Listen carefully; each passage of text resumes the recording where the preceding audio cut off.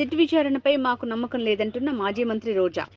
మొదటి నుంచి మాకు సిట్ మీద ఎందుకు నమ్మకం లేదు అంటే తన పరిధిలో ఉన్న సిట్ ని చంద్రబాబు నాయుడు వేస్తే ఆల్రెడీ తను ఒక జడ్జిమెంట్ ఇచ్చేశాడు కాబట్టి దానికి లోబడే అధికారులు అబద్దాలు మాట్లాడతారు, నిజాలు చెప్పరు. ఎందుకంటే ఈరోజు సిట్ లో వేసిన అధికారి అడిషనల్ డీజీ, ఆయన కన్నా పెద్ద ర్యాంక్ లో ఉన్న టీటీడీ ఈఓ, మరి ఐఏఎస్ ఆఫీసరు మొదట మాట్లాడిన స్టేట్మెంట్ కి చంద్రబాబు నాయుడు గారు అబద్దం చెప్పిన స్టేట్మెంట్ తర్వాత మాట్లాడిన దానికి తేడా చూస్తేనే ఈ సిట్ అనేది సిట్ అండ్ స్టాండ్ కి తప్ప దేనికి పనికిరాదనేది అర్థమైంది.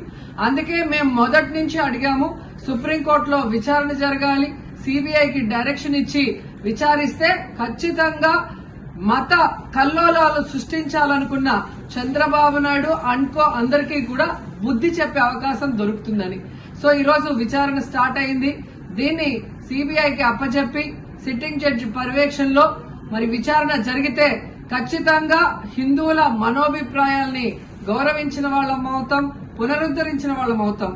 లేకపోతే చంద్రబాబు నాయుడు వేసిన ఈ నింద పవిత్రమైన లడ్డూని తినాలా వద్దా, దీంట్లో కలిసిందా లేదా అన్న అనుమానంతోనే భక్తులందరూ కూడా ఈరోజు లడ్డూ తినకుండా వెళ్లిపోతుంటే ఒక తిరుపతి అమ్మాయిగా చాలా బాధేస్తుంది.